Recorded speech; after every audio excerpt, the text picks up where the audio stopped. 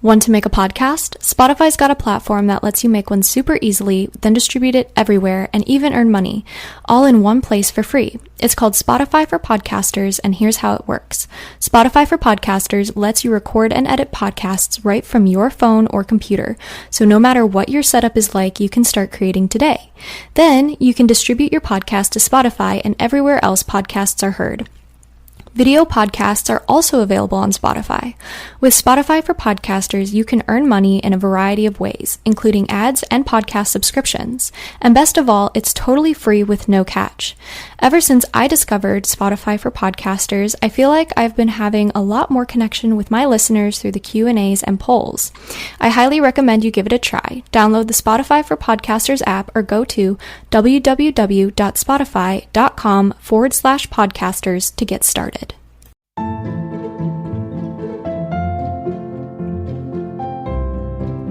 Hi, I'm Father Daniel Duplantis, a Catholic priest, martial artist, and host of the Karate Priest podcast.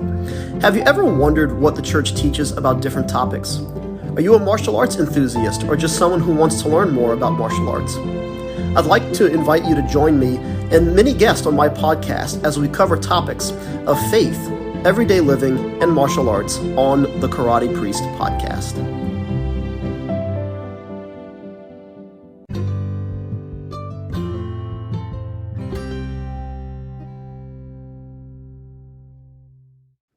Hi, everybody. Welcome back to Season 4 of A Catholic's Perspective, the podcast all about being a young Catholic surviving in a secular world. I am so glad you guys are joining us today because we have a special guest. We have Lisa Jurski with us, and today we're going to be talking about NFP. She is a physical therapist, and she teaches NFP on the side a little bit. So welcome, Lisa. Hi. Hi, Amber. Thanks so much for having me today. Thank you so much for being here. Did you want to introduce yourself a little bit more to the listeners? Sure. The thing that I always talk about, because I think that when people are learning anything about NFP, like, who is this? How did this person get here? Because believe it or not, I did not grow up thinking that I wanted to teach women about cervical mucus for a living. That wasn't on my radar. So yes, I am a physical therapist.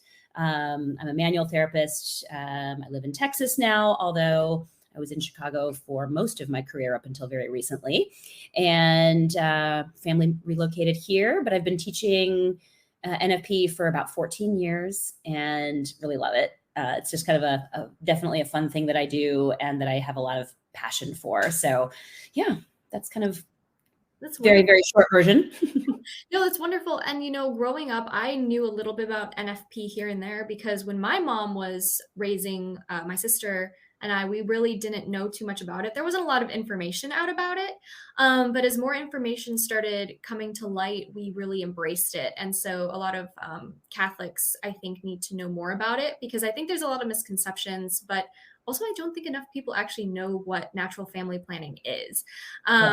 So what are for those who might not be familiar with natural family planning, could you give a brief explanation of what it is? Sure. Okay. So natural family planning, or NFP, is what a lot of people have heard of, right? And it's the idea that you are learning how to understand your fertility based on natural signs, right? Mm-hmm. And on something that you can see that's just, part of our nature. I think that a lot of people have a lot of misconceptions because they really don't know what it is. I think that people hear that and they think rhythm method, which, by the way, it is a thing. However, it is a very outdated method, if you will, in the sense that there's been a lot of advances because the rhythm method originated back in the 1930s. And at that time, it was a pretty significant advance in women's health because it was the first time that there was a recognized rhythm to a woman's cycle and ultimately then her fertility. I like and prefer the term fertility awareness-based method. And the modern fertility awareness-based methods, I think, are what most people need to know more about because they're based in the science of how a woman's body works. And so the difference there, a lot of people will use the terms interchangeably, and they really can be used interchangeably. But I like that term because fertility awareness-based methods, or FABMs, talk about the use of daily observations of a woman's physical signs or symptoms and/or algorithms to basically identify her potential days of fertility. And it emphasizes an understanding of your fertility overall, but it can be also used to monitor your overall reproductive and gynecological health. And so it's that women's health focus that really drew me in and why I'm so passionate about it. Because the tagline that I will always use when I'm teaching about this is the fact that, although we're talking about NFP, and especially when I'm teaching couples in pre-Cana, we're talking about natural family planning because it is something that I think is obviously an appropriate temporal time to learn about this, but it's the women's health stuff that's so big. And, for couples that are learning this, they have to realize that the modern fertility awareness-based methods are based in the science, right? Mm-hmm. Because ovaries are not Catholic. All right. And so they do not discriminate. And so it's really an understanding and learning how these apply from a women's health perspective and why that's so important to learn. And I'm not here to, I'm not here to take away anyone's birth control. That's not the idea here. But I don't think that there's enough understanding about your options, because women go to the doctor and for this reason, that reason, whatever it is, or just, whatever they're doing for women's health checkups. And it seems like that is the answer to every problem that we go to the doctor for, right? Don't having cyclical headaches or irregular periods, painful periods, PCOS or cyst, chronic cysts on the ovaries, endometriosis, pelvic pain, like all of that kind of stuff. And the universal answer, a majority of the time, is going to be birth control. You're put on the pill, and it doesn't have to be that way. And so the problem is that women aren't being given all of their options, and they don't understand what their options are. And to be fair, the doctors that they're going to really don't understand it either, because they're not given this education in their training in medical school. It's not taught.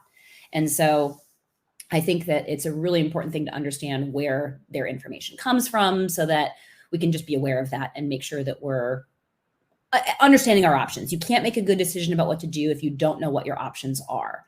Right. And so when I think about the teaching that I do, one of the things I do in addition to teaching, I am also a trained speaker for an organization called FACTS.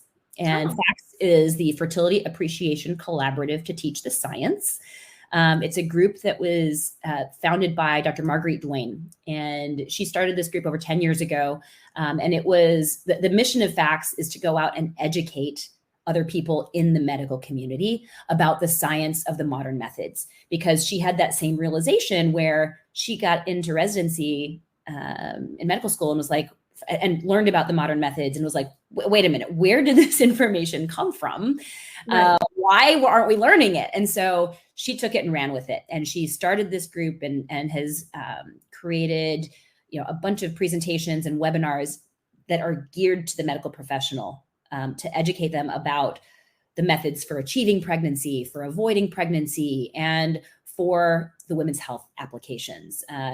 Looking at a woman's charting and looking at her cycle as a fifth vital sign, right? Mm-hmm. And so when we get into that space and we start educating physicians at that level, it's really impactful, because then they can go out and they're getting that full picture so that they can offer all of the options to their patients and not just have a limited view of, well, birth control is the only thing I know how to do. The only thing I know how to offer, so yeah, it's really Mm-hmm. I'm so glad that we have more resources today, because, when I was a kid, like I said, there was hardly anything, and there was hardly any real internet in my house, at least. And so it's great that nowadays, younger generations have access to this, because I think this is really what's going to help. Because, I don't know if you remember during COVID, but I expected this huge baby boom to happen, and it didn't, and I was just like, where are all the babies? Like, everyone was cooped up inside, like all these married couples, like, where's all the babies? And to your point with the birth control, it's just used as a Band-Aid so many times for all of these young girls, and they don't actually, it's almost like they walk into the office, they tell them their symptoms, and they're like, oh, birth control, and that's it. They don't even ask deeper question. What's your diet? What's your lifestyle like? Are you drinking enough water? What's your stress levels? Does your family struggle with PCOS? I think a lot of times, I've heard so many times that these women have gone years with undiagnosed PCOS or other issues because they were just instantly put on birth control. And I think that's really devastating because these women have been on birth control, which can affect your fertility when you get older and you try and get off of it. And a lot of these women never knew that there was another option. Right. Yeah. And that's the thing that breaks my heart, is that people just don't know. We don't know what we don't know. That's kind of how I felt when I first learned about it. And because even more so than you, I grew up Catholic. I went to parochial school. None of this information was ever presented. Like, I didn't know anything about it. For me, as a young adult woman, yeah, I mean, I had the same outlook that probably everyone did, that NFP was just the rhythm method, right? It doesn't work very well. This is why Catholics have large families. Like, all of the misconceptions that I think are just generally out there, that's what I had. And so I got lucky. Exactly. No, I completely agree. And what is your own story of finding NFP? Why did you decide to? I love my story, only because I think that, I mean, it's what sparked everything for me, right? Like I said, I didn't know anything about it. I had been on birth control for over 10 years in my young adult years, because I had gone to the doctor when I was in college and was having issues with my cycle. And so, of course, first thing they do, put you on birth control. And that was what they did. And I informed consent. Not so much. But I can get into that a little bit later. We can talk about birth control a little bit later. I have very strong feelings on the subject. But yeah, I got put on it and left on it because that was all they knew how to do, right? And it will address and treat things from a symptomatic perspective, but it doesn't treat the underlying cause, right? It's going to mask the symptoms. And so when you think about it as a Band-Aid approach, I think of it more as a blindfold approach. You're just kind of ignoring everything, right? And because birth control is the only medication out there that takes a normally functioning system and puts it into a state of dysfunction, right? And then women, as a general rule, are not educated about the potential side effects. And they are not just profound, but there's so many potential side effects for birth control. And there is not enough informed consent being given out there for it. So anyway, I can get into that in a little bit. But when I went off birth control, I was on it for about 10 years. Then I went off of it because, quite honestly, it just didn't resonate with my life and my lifestyle. In my 20s at that point, then I was like, my lifestyle was such that, you were going to Whole Foods to buy those fruits and vegetables because it didn't have hormones and pesticides on it. It didn't make sense to go home and put those hormones into my body voluntarily at a much higher level. Like, it didn't resonate. So I'd gone off and I didn't know what I was doing. And then, and again, didn't know anything about NFP at the time. And then I was engaged to be married. We went through pre-Cana. It was never even brought up. My husband and I got married and we were just kind of flying by the seat of our pants because we really didn't know what we were doing. And then in that first year of marriage, my husband's cousin came to Chicago to visit, and she was there for work and was staying at the hotel across the street from my clinic. And so we went out to lunch because, it was happenstance, right? She's right there. She was from Texas and had been here, and she was a Creighton model practitioner. And, we were at lunch and we started talking about our cycles because, that's what girls do when they go out to lunch. And she started every time. And she started telling me about this Creighton thing that she did and, what it was and what you could see and what it was doing for her and what that all involved. And boy, by golly, by the end of lunch, my husband didn't know it, but we were going to learn how to use Creighton. I love it. And so we did. And I found the nearest practitioner, and my practitioner lived in Mokina, Illinois, which for anyone who is not from Illinois, it's really far from Chicago. All right. I lived in the city. I was in downtown Chicago, and, I wasn't from there. I was originally from Southern California. So I moved there and I was very city centric. Like, if it was more than 2 or 3 miles from me, it was far. I lived in Chicago. Why should I need to go anywhere for anything, right? But that was the closest place. So felt like I was driving to Iowa every couple of weeks to meet with her. And we just had such a great time learning. And my husband loved it because he had 8 years of Jesuit education and didn't learn anything about women's health or female anatomy, like any of the stuff. So he really found it enlightening and loved it. And boy, at the end of it was like, why isn't this more available? Why isn't this more accessible? Right? Again, we had gone through pre-Cana in Chicago, and they didn't even talk about NFP. So maybe there was a flyer in the back of our folder that weekend. I don't know. But I was really glad that I had found it and really wanted to share it. After we had used it, I was like, you know what, this is something that more people need to have access to. So, a handful of years later, I went through the process of becoming a practitioner, started teaching, and that was 14 years ago. So there you go. That's fantastic. And you teach the Creighton method, correct? Yes, exactly. And I think that, so people always ask me like, oh yeah, well, what's the best method out there? And the answer to that is there is no best method, right? The best method is the one that works for the woman and for the couple, right? And it's something that might change over the course of your reproductive life. There's a lot of things that will go into that discernment process of what method to use. Like what resonates with you? What stage of life are you in? What factors are important to you? And, what do you want? What kinds of things do you want to observe? Is there an app for that? That's the one that always gets me. But yeah, that there is no one best method. Now, for me, my biased opinion is I think the Creighton model is the best method. If I thought something else was better, I would teach that.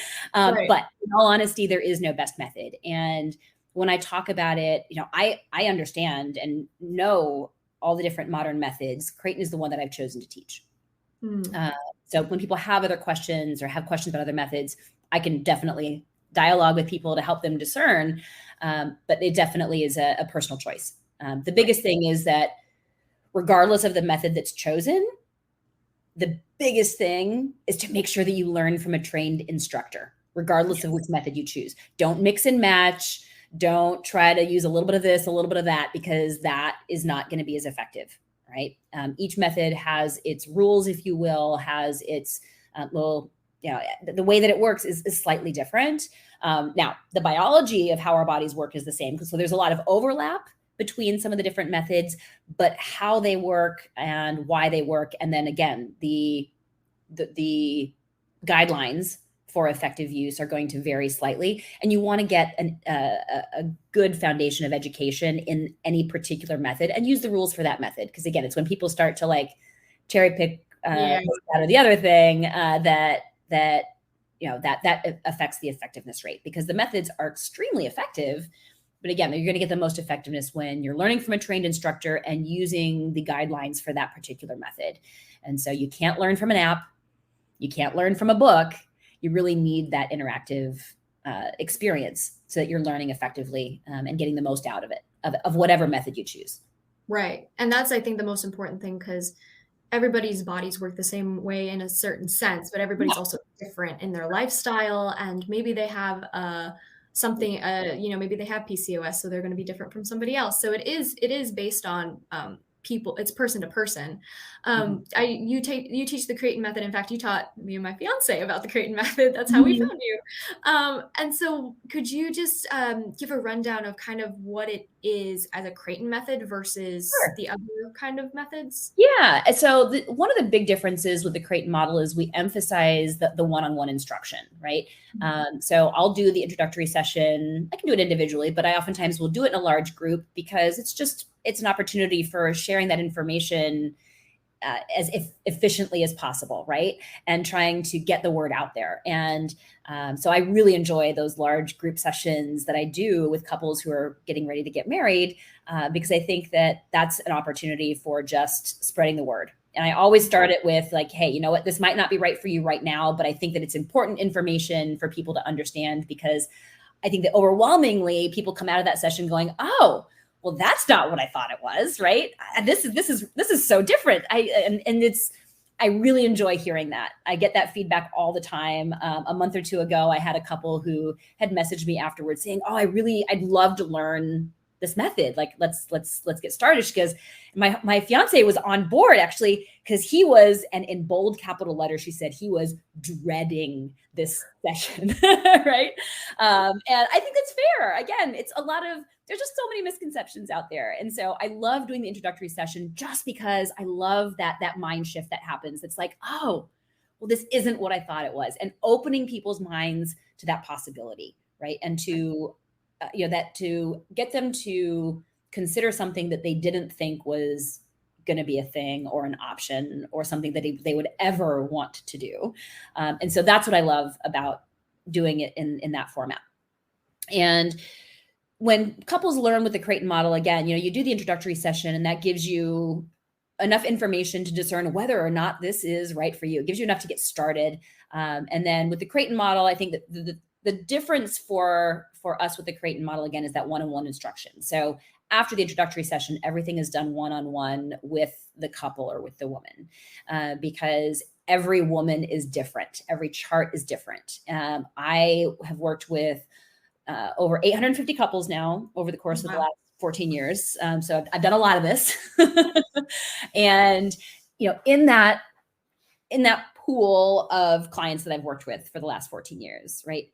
I can not tell you, for most women's charts who I'm working with and evaluating and helping to educate and teach them how to interpret their cycles, I don't get very many women who have quote unquote regular looking cycles. When you look at a woman's chart, and a chart, by the way, when we talk about charting is just the tracking of those physical, observable, objective signs.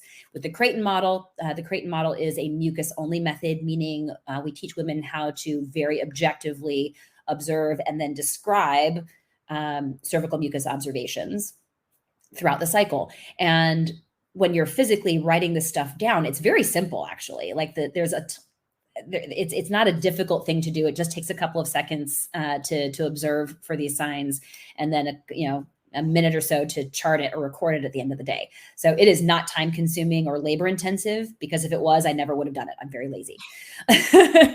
But once you learn how to do that, there's a lot of sophistication in that simplicity, in the sense that your chart becomes a picture, right? And that picture is worth 1,000 words.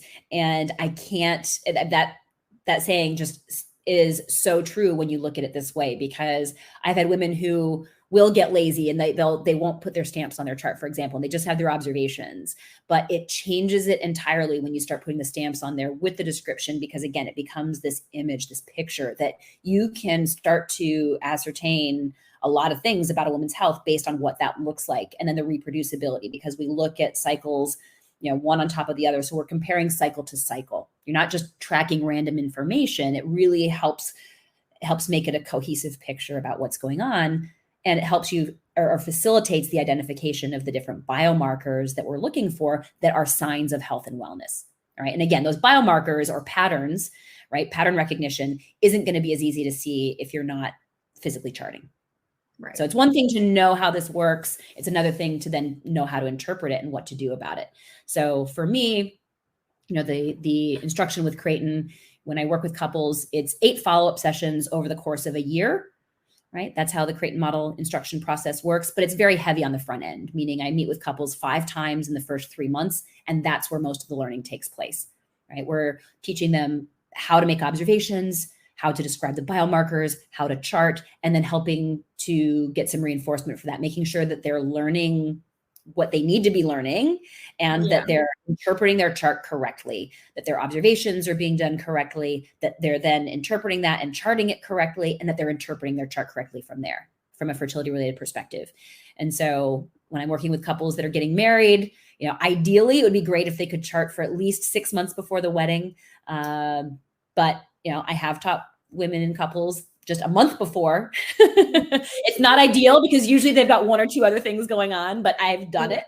And then certainly, right? Yeah, exactly. And the thing about it though, is that I always tell them, like, look, I can teach you at any point, and I will be able to give you the instructions to be able to use this effectively out the gate from wherever you are, and with however much information you have, but from a confidence perspective. Right. For a couple to really have confidence in their use of the method, having a little bit more data and being able to see the reproducibility will help increase their confidence and give them a larger, I don't know, for lack of a better description, window of opportunity, if you will, because they will have more confidence, because the instructions and the guidelines for what they're going to be considering fertile versus infertile are going to change as their confidence goes up and as the charting gets more accurate, because I don't ever give couples instructions that I don't feel like they could handle, meaning I'm not going to, give them the advanced instructions, if you will, if I really feel like they're not making observations correctly, their chart's not they're not charting correctly. Like it really is something that builds over time, and it depends on that couple's individual investment in the method. Like you put in the effort early on, and it's not that it's difficult, but it does take a little bit of time, a little bit of energy, a little bit of patience. And when you've done it for at least a few months beforehand, it really gives you that sense of confidence because you start to see the reproducibility. And let's be honest, life affects biology. And so you can start to see, how is stress affecting your cycles? How is sleep? How is nutrition? Like all the things that I love talking about with my clients, and how their life and their lifestyle is going to potentially positively impact their health and fertility, and then what they're going to be able to see in that based on their charting patterns. So that's why I say ideally it would be great if we have at least 6 months, but there is no right or wrong time. You can have more, you can have less, but it really is, there is no bad time to learn.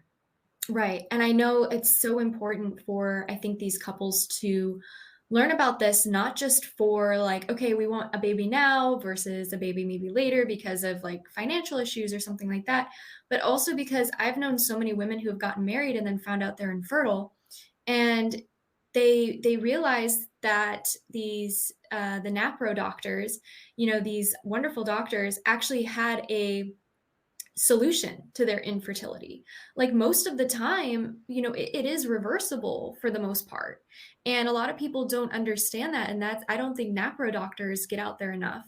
And so I highly suggest, if anyone's listening and they're struggling with fertility issues in their life, or maybe just cycle issues, to seek out a NAPRO doctor, because they can definitely help a lot.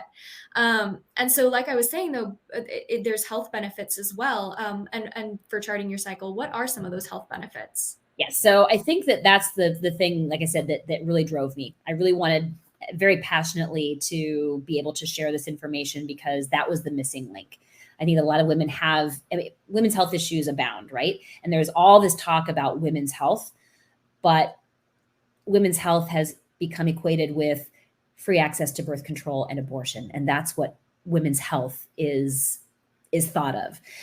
When in reality, once IVF and the birth control pill and all this stuff came onto the scene 30, 40 years ago, like that's where all of the research dollars, that's where all of the emphasis on this idea of women's health went. That's where all the energy went. Mm-hmm. When in fact, there's so much more that we can be looking at and doing, not only from a diagnostic perspective, but then from a treatment perspective. So women's health things that can be managed with NAPRO technology, by the way. So you mentioned the NAPRO docs. NAPRO stands for Natural Procreative Technology. Physicians who are trained in NAPRO are trained in how to read the Creighton model charts to help guide their diagnostics and treatment protocols. And they know how to interpret what a woman is bringing them when they bring their charts in, okay? And so they can look at everything from PCOS, right? Polycystic ovaries, or women who have ovarian cysts, women who have premenstrual syndrome, all right?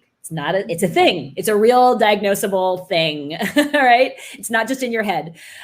Dysmenorrhea, painful periods, women who have irregular periods, postpartum depression, infertility, endometriosis, all of the things that we think about as being cyclical, right? The headaches, I think I mentioned that earlier.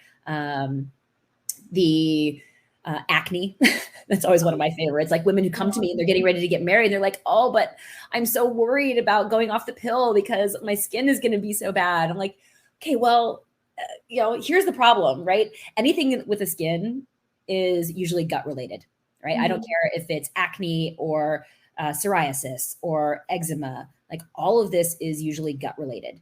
And when you look at birth control is prescribed, and sometimes it will help from a symptomatic perspective, but it doesn't treat the underlying issue. And it can, in fact, make it worse because birth control, one of the side effects is that it contributes to leaky gut. And exactly. And so, exactly. So you get the rebound effect then when you go off. And so it's really important to understand, again, underlying causes, what are the reasons for this?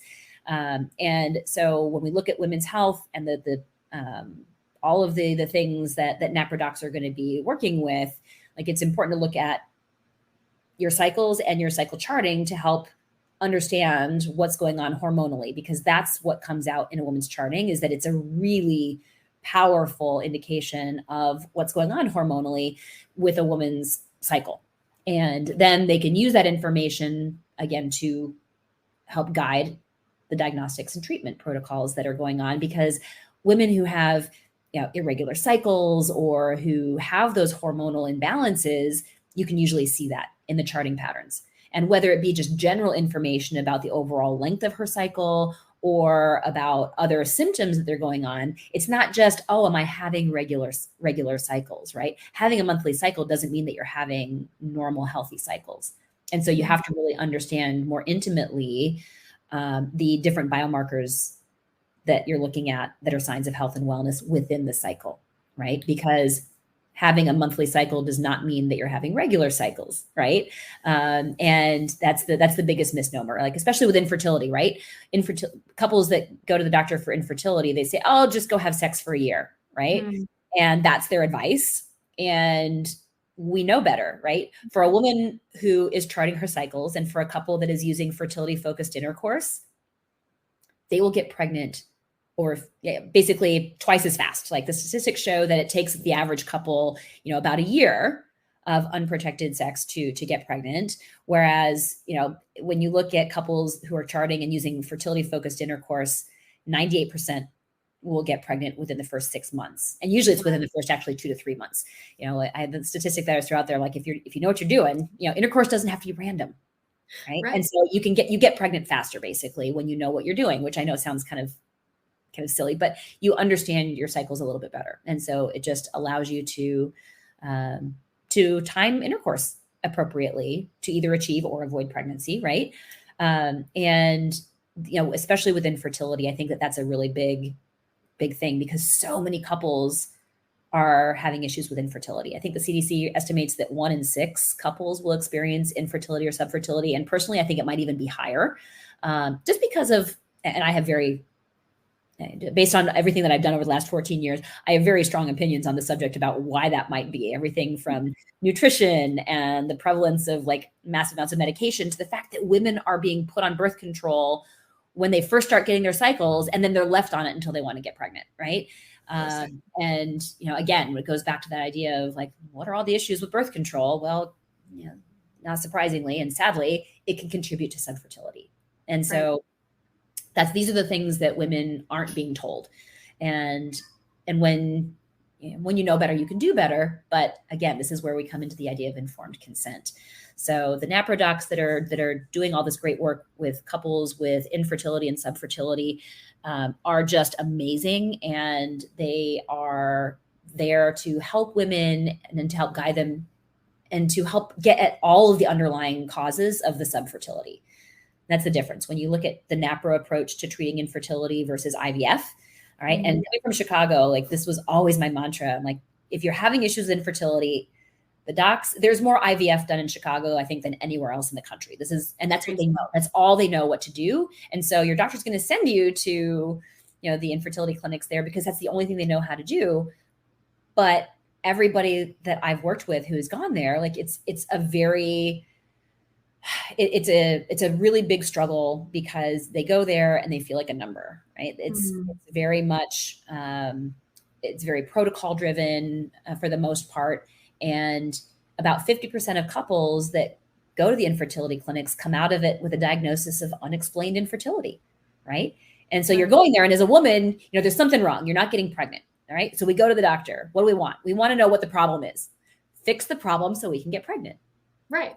But if your diagnosis ends up being unexplained infertility, well, what are you doing then, right? It's like the whack-a-mole approach. Well, let's try this, let's try that. And it's literally like they try things sequentially one at a time, but it's not very, very helpful, right? Yeah. NAPRO technology is a little bit different, right? When you go through the NAPRO technology approach at diagnosing infertility, right, less than 2% of couples have a diagnosis of unexplained infertility. And oftentimes, again, it's multifactorial. There's more than one thing that might be an issue. There could be a male factor. There could be a hormonal factor. There could be an issue surrounding ovulation. There's so many different things that are going to be a potential issue. And when you're addressing all of the suboptimal factors, it just increases your chances for not just conceiving, but then also to be able to carry a healthy pregnancy to term. All right. Right. And that's the really big difference. The NAPRO technology approach at treating infertility is 2.8 times as successful as IVF over the long haul at helping women achieve pregnancy. But then again, the biggest thing there is carrying a healthy pregnancy to term. Right. Because they're not always, they might get pregnant, but they're not always birthed. So Right. there's a difference there. Very big difference. Very big difference there. And also, like, NAPRO doctors, they can also help if you're struggling with miscarriages as well. I think that's another thing, because you can tell whether or not you'll miscarry based off your cycle. Correct. It basically, if you're charting your cycles, there are specific biomarkers that would be a potential indication that you'd be at risk for miscarriage. And there's things that you can do if you know that based on your cycle patterns. That's one of the things that I teach, right? If you know that, you can be proactive. Right. That's the one thing that I love about NAPRO is the physicians are willing to work with women before they get to that point. Your doctor's not going to look at you funny if you come in and say, hey, you know what, I've got this, and this going on, and we are thinking about trying to conceive. They can do things proactively to optimize your cycles, to make sure that you're having healthy cycles. So for women who are charting their cycles, that's the big thing here. Not just am I having regular cycles, but am I having healthy cycles? What does a healthy cycle even look like? How do I interpret my own cycles? And are there any potential issues that I need to be aware of before trying to get pregnant, right? Because when you know better, you can do better. And if you have those biomarkers in your charting, then yes, there's things that you can do before you even try to get pregnant to make sure that things are optimal and that you are going to be able to not just achieve pregnancy, but then carry that pregnancy to term. And if you know that there's issues, then they can help support you and make sure that things are going the way that they're supposed to during pregnancy so that they can intervene if and when necessary. And that's the difference, right? And I think that that's one of the biggest differences is that truly pro-life stance. You don't have to wait until you've miscarried multiple times before someone says, maybe we should look at this. Yeah. I also love that the NAPRO doctors, they look at both mother and child, not just like they view them as both lives worth saving, not just like, something goes wrong. Well, you have to get an abortion now because of it. It's like, no, like they will do their best to try and keep you and baby as healthy and alive as possible. And I think the most common thing is usually low progesterone in women. That usually is what causes a lot of miscarriages because the progesterone helps keep the baby I don't exactly know, but okay, I can tell you. So what progesterone does, when you think about what its name, progesterone means progestation, right? So it's a pregnancy hormone. It's something that naturally cycles, and it's basically a drop in progesterone is what triggers a woman's menstrual cycle, right? And so basically in pregnancy, progesterone levels rise, and progesterone basically helps to it stimulates the uterine lining to help support new life, and progesterone levels go up in pregnancy. When progesterone levels drop, that's going to trigger later in pregnancy. That's what triggers, contractions and, labor and delivery, right? If that happens later in pregnancy, it could lead to preterm labor if the baby is not reached full gestation. But earlier in pregnancy, that's what leads to miscarriage. Right. Wow. And this is actually how the birth control pill can act as an abortifacient, right? Because birth control doesn't always stop ovulation from happening. It has multiple ways of quote unquote preventing pregnancy. So in some ways, sometimes it can stop ovulation from occurring, but not always. Birth control will thicken cervical mucus to prevent sperm from being able to get up to the fallopian tube where fertilization to take place. So it can prevent fertilization in that capacity. But when that all fails, right, and conception still takes place, what happens is that when you stop taking birth control, it will trigger a menstrual period, right? Basically, you withdraw the hormonal support to the uterine lining, and the lining of the uterus begins to slough off. And if pregnancy has occurred and implantation hasn't really taken hold, and the pregnancy hormone hasn't started to rise from that withdrawal of the hormonal support triggers a period or triggers the shedding of the lining of the uterus, and it takes that new to life right along with it. And so that is how we talk. If you've ever heard that the birth control pill can act as an abortifacient, that's why. It's because it doesn't prevent conception, right? And so that is that's one of the biggest things that a lot of people don't really know or understand. And it's heartbreaking, right? Because that's when life begins. Life begins at conception. It's so true. And it's so sad to know that there's so many women that don't know about this. Right. That's the main thing. And speaking of misconceptions, what do you think are like the most common misconceptions about NFP that you hear as you've been teaching this for 14 years? All right. So misconceptions about NFP. All right. Well, first of all, I think the biggest misconception surrounds efficacy, right?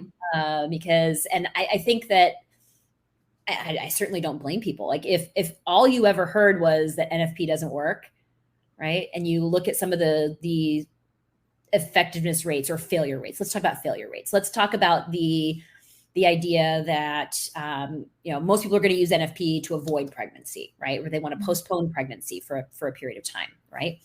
And I can appreciate this because as a very, very type A kind of personality, I would be the same way. If you told me that the failure rate of the method was 24%, right? Yeah. 1 in 4 chance that you're going to get pregnant when you don't want to. I'd be like, yeah, see you later. Thanks, but no thanks, right? But that's not true. Right? And the CDC reported that statistic up until very recently, that it was the failure rate for NFP or for natural methods was 24%, which is completely and utterly false, by the way. That statistic was born from a retrospective study that was done where they basically called up a group of women and asked them 2 questions. They said, what method were you using and did you get pregnant? All right. So the first question, what method were you using? They took everything, anyone that was using any form of NFP, rhythm method, anything that wasn't like a contraceptive to avoid pregnancy, and put them all into one bucket. Oh, no. And over 80% of those respondents who are using any kind of a natural method were using a self-devised like version of the rhythm method, right? Calendar rhythm, which again is not a modern method, right? There was no standardization in the education or anything. And so basically it just lumped everybody that was using anything that could potentially be construed as NFP into the same bucket. And the different methods have different effectiveness rates because they all work a little bit differently. But especially when you look at this, like they weren't looking at the modern methods. They weren't looking at the science-based methods that are taught systematically and well. Right. So that was problem number 1. And so if 80% of those people were using a self-described rhythm method, well, of course, it's not going to work very well. And then the other question they asked was, did you get pregnant? Right? So yes or no, assuming that every pregnancy was unintended. And I see this in my own population. Like I get people who come to me and their initial intention is to avoid pregnancy. And then somewhere in that year-long process, they change their minds. They get married and they change their minds, or they're just living their life and they change their minds. And this is just what happens. I think that we've become a culture where women are living their lives and they spend so much time, being worried that, oh my gosh, what if I get pregnant? And so they're worried about getting pregnant. Oh gosh, don't want to get pregnant. What if I get pregnant? And then a switch flips and they go from wanting to avoid pregnancy to wanting to be pregnant yesterday. And now they're worried that they can't get pregnant. And so that's just what happens. And so again, in that year, when you're looking at people changing their minds, again, it's that intention. There's intentionality, and people do change their minds. So that study was really flawed for all of those reasons, because not every pregnancy was unintended. Right. Wow. Yeah. And it's so crazy to think that, the statistic was based off of such a loosey-goosey way of making a statistic. I mean, that's not even a statistic. No, it's not.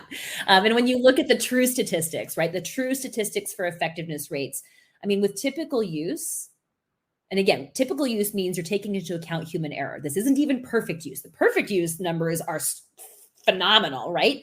But even with typical use, the Creighton model system is over 96% effective at avoiding pregnancy. The Billings ovulation method is over 90% effective. Symptothermal methods are 98% effective. Symptohormonal methods are 93%. And this is with typical use.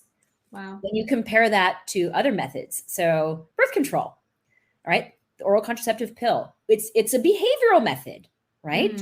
Just like these, right?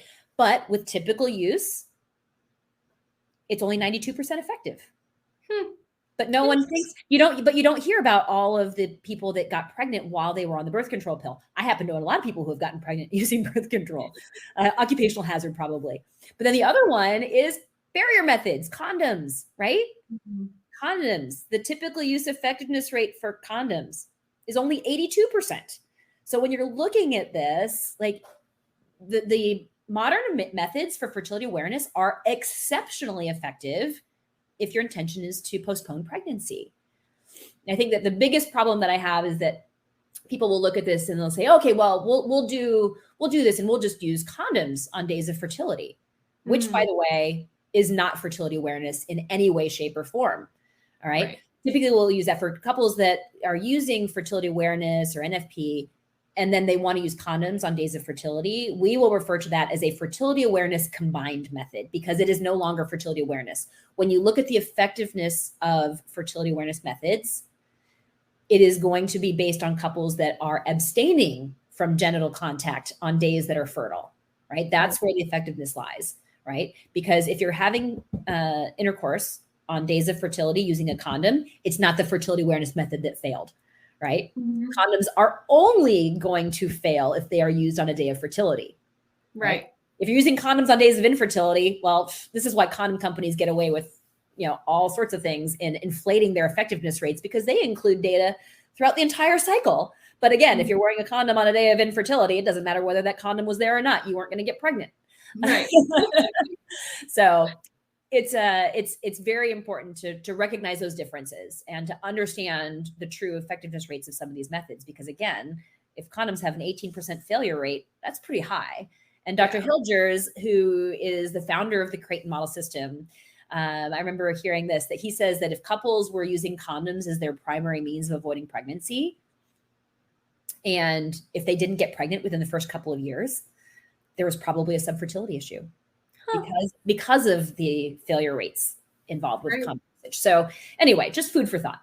No, for sure. And I mean, people don't know this. Again, like that's the thing. And it's like not like people are going to go out and Google this. They're just like, what is, because if they don't even know it, how are they supposed to Google it? So I'm so glad we're talking about this. Just be careful. Googling this information is not always going to get you the information that you're looking for. Just for fun.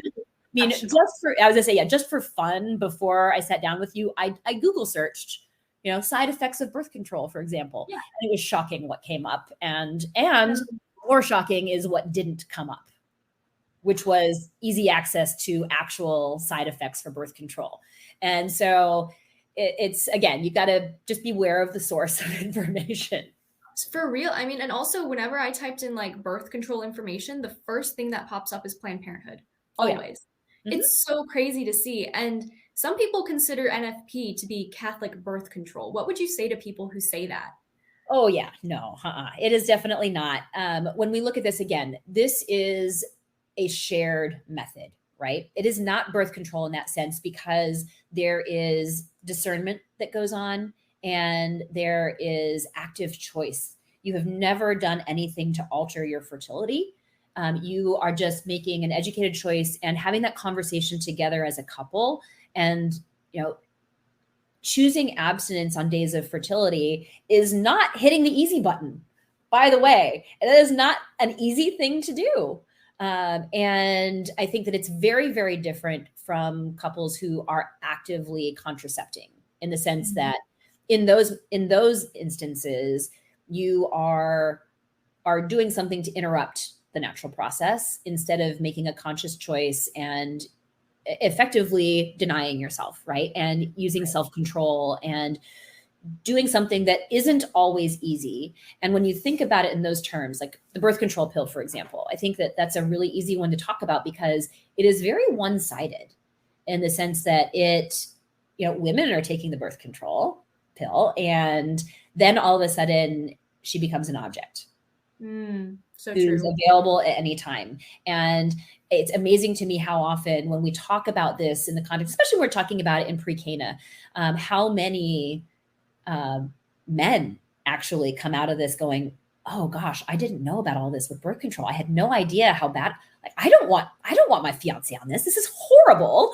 And they really want to participate in the conversation because they recognize they had no idea. But for women, we've been conditioned our entire lives to feel like this is our responsibility. And then when you look at it, you look at the list of side effects and all the things that can happen. Like, that's not what's emphasized. It's, hey, you need to do this to make sure you don't get pregnant. Right. And the side effects are literally brushed under the rug. I can tell you for sure, with my experience, being on it for over 10 years, never, not once, did a physician have a conversation with me about what the potential side effects could be.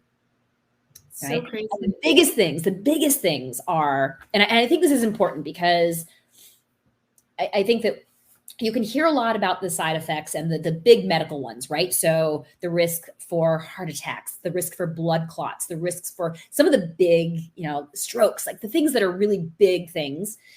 And you don't hear about the instances when that happens because, again, it doesn't make the news. So right. you're not gonna hear about that kind of stuff. But I mean, I know firsthand so many women who have had some major side effects, but people don't talk about it. And so I don't think that the true incidence of these, more serious side effects are actually well known because they're not looking at it. They're not looking for it. And a lot of times it doesn't get reported. Right. But even some of the other things, right? So you go on birth control. Let's just say that you wanted to go on it strictly for contraceptive purposes, right? You didn't want to get pregnant. I think the overwhelming majority of women who go on it to avoid pregnancy early on don't want that to be a permanent thing. And they do want to get pregnant at some point in their life. But they're not told that potentially using birth control can negatively impact their fertility long-term. So when we talk about the modern fertility awareness-based methods, right, there's 3 things that women will monitor to be able to interpret their fertility. There's going to be temperature, basal body temperature. There's cervical fluid observations, and there's urinary hormones. All right. Now, of all the modern methods, cervical mucus is fairly ubiquitous, right, in almost all of the methods. And it's because it has the biggest implications from a women's health perspective and an indication of what's going on fertility-wise. But it also has the biggest implications with respect to women's health. And so the bottom line is, when you get to the end of my introductory session, you have a much better and stronger appreciation for the miracle that is cervical fluid, all right? Because it is an amazing substance that helps to facilitate things from getting pregnant and from a fertility perspective, but it also is a really important indicator for women's health once you know what you're looking for. So cervical fluid is really important, and it is a necessary factor for being able to get pregnant. Yep, got to have good sperm, got to have a good egg, but you also have to have good, healthy cervical fluid in order to get pregnant. Right. And taking birth control over long periods of time causes a downregulation in the cells of the cervix where cervical fluid is created. And so it decreases the number of cells that are there to create the cervical fluid. And so therefore, you don't have as much cervical fluid if you're taking birth control long-term. And so when you go off birth control, we always talk about, hey, you might not have as much cervical fluid. You might not see as much. And this can be a very big issue with trying to get pregnant. You have to have cervical fluid to get pregnant. And that doesn't come back. So you get this downregulation of the cells in the cervical crypts that produce cervical mucus, and that isn't going to come back. So that's one way that it can negatively impact your fertility long-term. But the other big issue, and no one talks about this, and I think this is just horrific, all right? Birth control will affect your libido. Oh, yeah. So there's that face. Everyone, I say that, and people are just like, question mark? Right? Question mark, what do you mean? So yeah, it decreases your libido. And again, it doesn't. So here's the this is the horrible thing, right? So you go on birth control. So now you can have all the sex in the world that you want and not get pregnant, but you don't even want to have sex. That's so crazy. That's just sad. Like, it's just so sad. And so I think that it is really, really important for women to be given this education and be informed.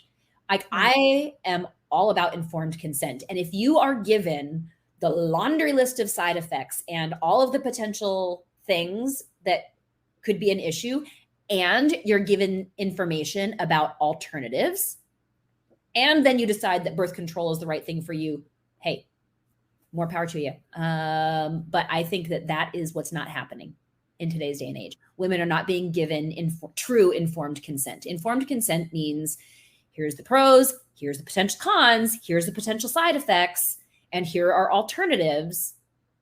Right. And then you can make an educated choice. You can't make an educated choice about what to do when you don't know what your options are.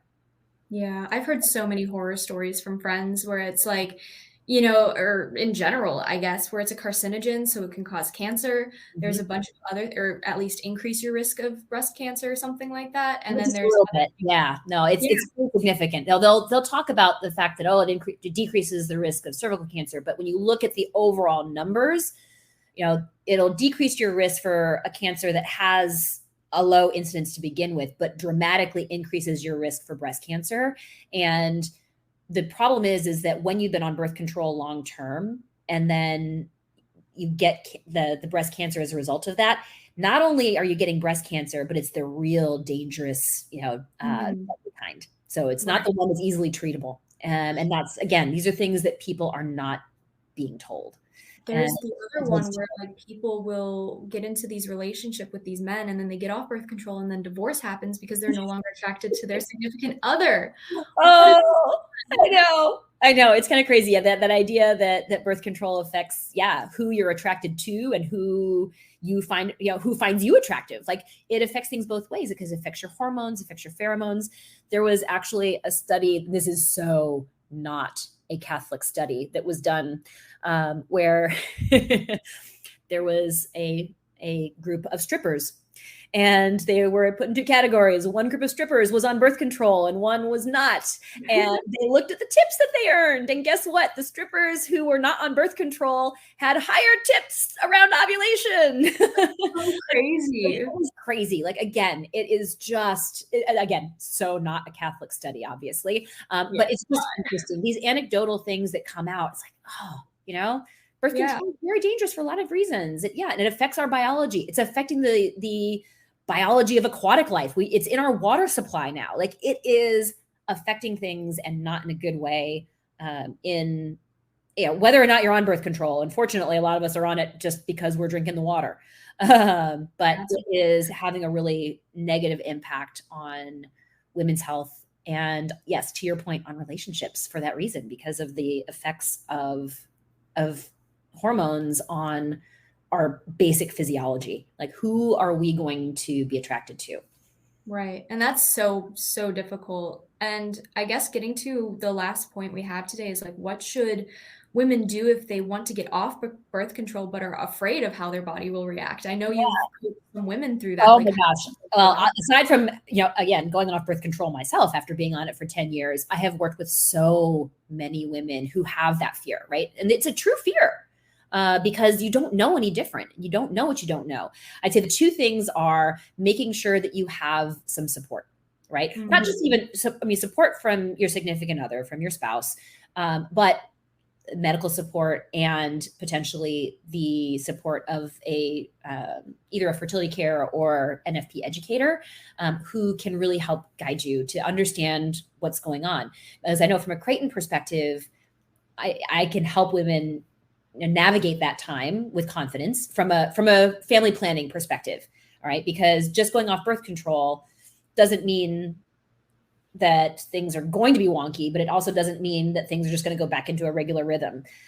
So you need to be able to understand and interpret what's going on as your body is coming back to equilibrium, and then understanding, okay, well, here's all the reasons why I went on birth control. All right, well, let's be proactive about that. Let's talk about all of the potential underlying causes for those things, and let's get you hooked up with the proper medical professionals to be able to address that. That's one of the things that I love doing, though, just because I have a very, very strong passion for holistic medicine in general, and for functional medicine and for gut health and all of those things that are a perfect marriage for NAPRO, quite honestly, because NAPRO is going to look at hormones and the blood work and the testing, like all the medical stuff. And then I love looking at all of the lifestyle factors and all the things that are going to support a woman's health and ultimately then her fertility. to make sure that she's as healthy as she can be. Because regardless of your fertility related intentions, right, your monthly cycle is a barometer of your health. And that's what women have lost out on in the last 34 years, being put on birth control for everything, is that we don't know what it is that we're looking for. We don't know how to interpret what our bodies are telling us, and then how to respond, right? How do we respond proactively to make sure that we're having healthy cycles? And so having the support of someone like me or from a physician who's trained in these methods, because again, unfortunately, this isn't taught in medical school. So you can't just go to your regular doctor and be like, I want to go off birth control and expect that you're going to get the kind of help that you need. Yeah. Because most of the time they're going to raise a hairy eyebrow and say, are you really sure you want to do that? Exactly. Or they'll offer them an IUD. Right. Yeah. Which is like not great either. Nope. Most oftentimes it's hormonal as well. But I mean, yeah, that's topic for another day as well, because it also has a whole host of side effects and potential issues. And I mean, yeah. It's insane how many options there are and how bad they are for women's health. There's nothing about women's health with respect to those options. Unless you're looking at it from a perspective of, well, getting pregnant is clearly the worst thing that could ever happen to you. Therefore, we need to increase your risk for all these other things to prevent you from getting pregnant. Right. And not recognizing that, there are other ways to avoid getting pregnant. And, getting pregnant is not the end of the world. If that's your intention to avoid pregnancy, there are very effective ways to do that if that's your intention. But, at what cost? Right. Exactly. Wow. Well, thank you so much, Lisa, for coming on and teaching us. I feel like I've learned so much. I know we had the introductory course with you, but I always feel like I learned something too, because I think everybody should take an introductory course to NFP, even if they're single. Honestly, please, not just couples, do it for yourself. And so where can my listeners find you, or do you have any resources that they can use? Oh, absolutely. So biggest resources, if they want to find me, I have a website. I am not present on social media in any capacity. Technically, I think I have an Instagram account and all that kind of stuff. I'm not good at social media, but I do have a website, and people can find my introductory sessions and, be able to contact me directly. My website, they can either go to pokeandprodpt.com or fertilitycarecenterofchicago.com. It takes you to the same landing page, and then you can, if you have back pain, then click on the physical therapy side. If you have fertility related questions, click on the other side. And then the other resource that I think is really helpful, again, is that FACS organization. So if you go to factsaboutfertility.org, you can find all the information about the wonderful webinars that the FACS group is doing. They have conferences that are available, and they're available for CMEs, for medical professionals.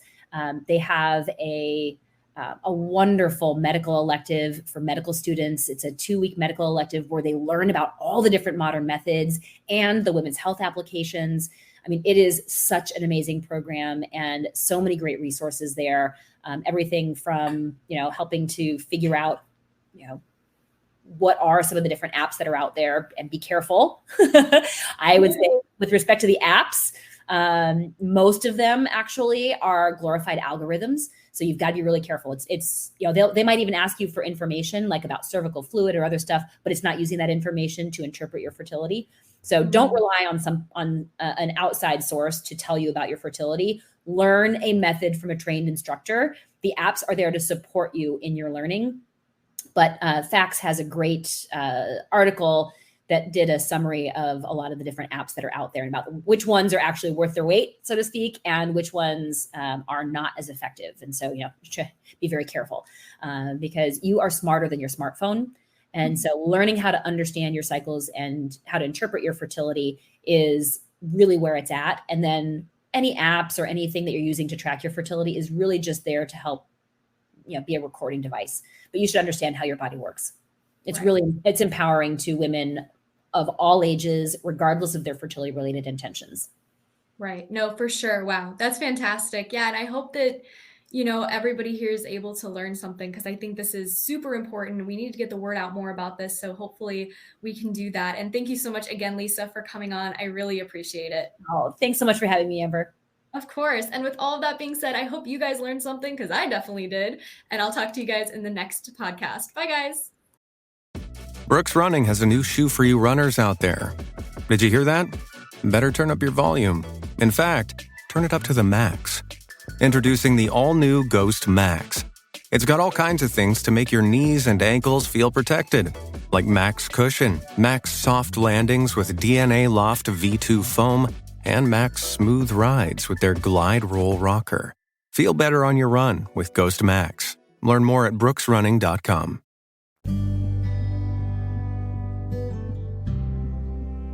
Thank you so much for listening to A Catholic's Perspective with me, The Religious Hippie. Make sure to visit my official website at thereligioushippie.com, and while you're there, be sure to sign up for my newsletter to keep up to date with my latest news and offerings. You can also find me on virtually any social media site as The Religious Hippie. Thanks for listening. A quest is a search for something. And every week, the Quest podcast will show you how we know what we know through interviews with people that have incredible stories of dedication and perseverance. I'm your host, Todd Fisher. Join me in this thought-provoking and inspiring podcast of discovery. Find us anywhere you listen to podcasts.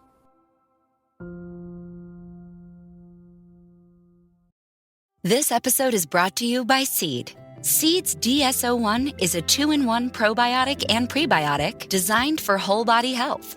Formulated with 24 clinically and scientifically studied strains, DSO1 offers benefits in and beyond the gut. See why DSO1 is the probiotic recommended by top doctors and nutritionists. Go to seed.com/Spotify for 25% off Seed's DSO1 Daily Symbiotic. Thank you for listening to this podcast. Please be sure to rate and review this episode. This podcast is produced by Amber Rose and distributed by Metacortex Publishing. This podcast is copyright by The Religious Hippie, NFP. Any previously trademarked or copyright content is used by permission.